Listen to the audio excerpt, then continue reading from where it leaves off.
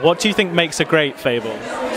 A great fable, maybe something that surprises you, that has a moral at the end of it, or some kind of message. Perhaps you agree with it, perhaps you don't, but you've got an opinion about it. And every one of these fables, everyone will have an opinion about them. Well, I guess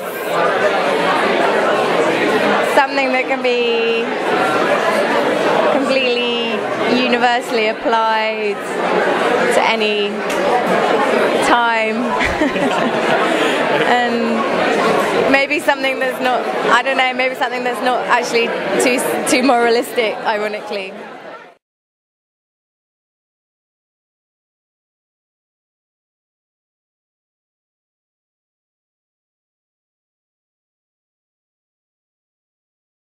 I think all fables are by their nature, I mean, that storytelling is by its nature an oral thing, and oral storytelling is the most important resource we have.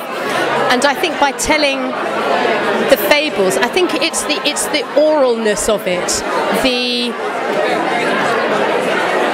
the ability to capture an atmosphere without having to read it, which is what the guys did tonight.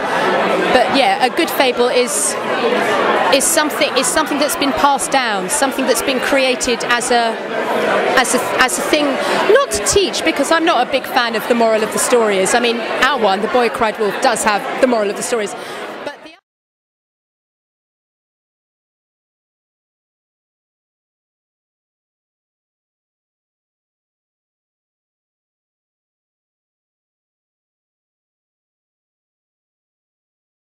Something that is in a way distant enough from what's happening to us now for us to look at it and go, oh, I can see something in that I bring back to modern life. I suppose in the way that fairy tales work, actually, in a similar kind of way, what makes a good fable is something which you can relate to, but which isn't kind of going, this is happening now in the East End of London. It's kind of, you watch that story happening to the people involved, and then you make real strong emotional connections with it. And I think that making film operas is a way of kind of facilitating that emotional connection through music as well.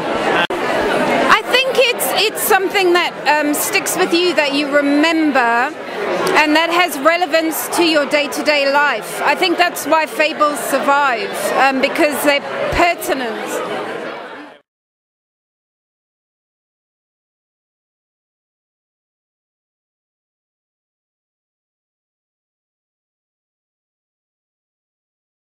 So it's what makes a great fable.